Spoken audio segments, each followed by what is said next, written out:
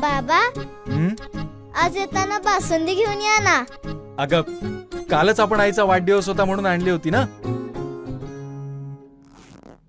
ऐकलं, गोकुळची बासुंदी पुन्हा खावीशी वाटतेय.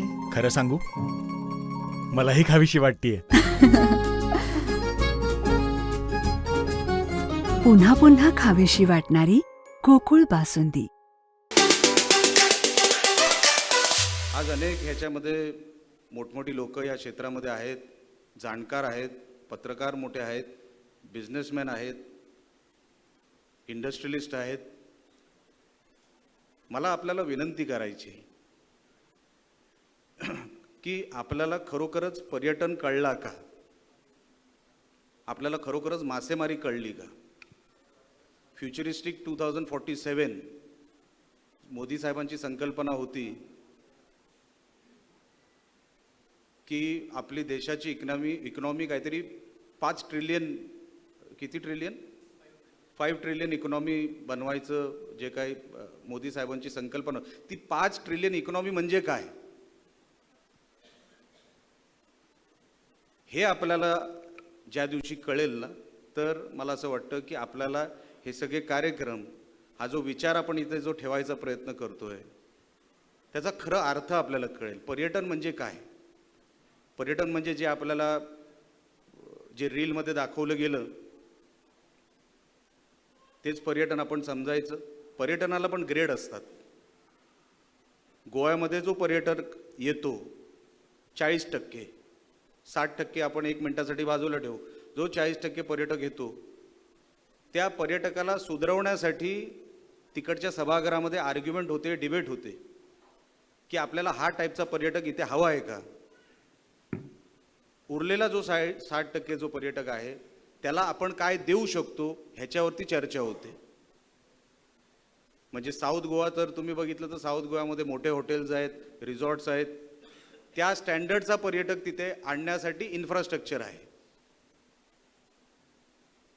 आता नॉर्थ गोवा, आता मोपा जवळ आल्यामुळे नॉर्थ गोवामध्ये पण तसा त्या टाईपचा पर्यटक येऊ शकतो. मोरजिम एक नवीन सेंटर तयार झालं आपल्या कोकणापासून एकदम जवळ, म्हणजे आपल्या जिल्ह्यापासून. आता हा पर्यटक टिकवायचा कसा? ह्याच्यासाठी तो 40% आणि ही 60%, तर जेव्हा समीकरण जमतं ना, तेव्हा पर्यटनाचा खरा इकॉनॉमीला फायदा पडतो.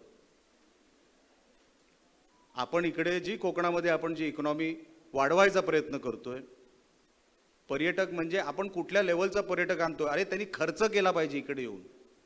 आता मालवणमध्ये जर ऑक्युपन्सी आपण बघितली, एक हॉटेल अकॉमोडेशनची आपण ऑक्युपन्सी बघतो, ते मोजतो कसं आपण ऑक्युपन्सीनी, तर मालवणला ऑक्युपन्सी 85% आहे. जे हॉटेल्स तिकडे चालवतात त्यांना माहीत असेल. आता जिथे 85% ऑक्युपन्सी आहे, मग तिथे इकॉनॉमी किती पटीने वाढली पाहिजे? तिथे उलाढाल किती पटीने वाढली पाहिजे? मालवणला पर्यटक येतात पण तिथे 5 स्टार नाही, तिथे 3 स्टार डिलक्स नाही.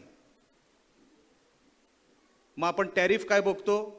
1500 रुपये, 1800 रुपये, सीझनला 2000 रुपये. पण सीझन किती? 31 आणि असे काही जे काही आपले भराडी देवीची यात्रा वगैरे असं काहीतरी. पण तो जर पर्यटक तुम्हाला आणायचा असेल त्या टॅरिफचा, 5000 रुपयाच्या टॅरिफचा, तर तुम्हाला ती व्यवस्था तर तशी उभी करावी लागेल.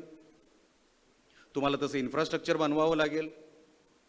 कचऱ्यापासून ते शहराला मुक्त केलं पाहिजे, कुत्र्यांपासून केलं पाहिजे. अशा वेगवेगळ्या गोष्टी आहेत पर्यटनाला मोठं करण्यासाठी. म्हणून सांगितलं, पर्यटन आपण ओळखतो का? तर पहिलं पर्यटन म्हणजे काय, ते वाढेल कसं, आहे ते सुधरेल कसं, ह्याच्यावरती आपल्याला खरोखरच अभ्यास करणं गरजेचं आहे. तसे लोकप्रतिनिधी, मग तो नगर परिषदेला आमचा महापौर असू दे, म्हणजे नगराध्यक्ष असू दे, आमदार असू दे, खासदार असू दे, पर्यटन असं तर ते फायद्याचं, नाही तर पर्यटनाचा काहीच फायदा नाही. बांबू नावाचं हॉटेल मी लहानपणापासून बघतो, अजून बांबू नावाचं हॉटेल आहे. पर्यटक येतो, बसमधून उतरतो, तिकडे खायला जातो. बांबू सुधारलं का? माहीत नाही. त्यांनी मर्सिडीज घेतली का, BMW घेतली का? माहीत नाही. दिसतो, मालक दिसतो. देव करो असावी, कुठेतरी लपून ठेवली असावी, मला माहीत नाही, पण असावी. माझी इच्छा आहे की असावी. आमचे दिवसभरातले सर्व अपडेट्स, ताज्या घडामोडी आणि थेट लाईव्ह पाहण्यासाठी सबस्क्राईब करा, लाईक करा कोकणचं नंबर 1 महा चॅनल कोकण 7 लाईव्हचं YouTube चॅनल.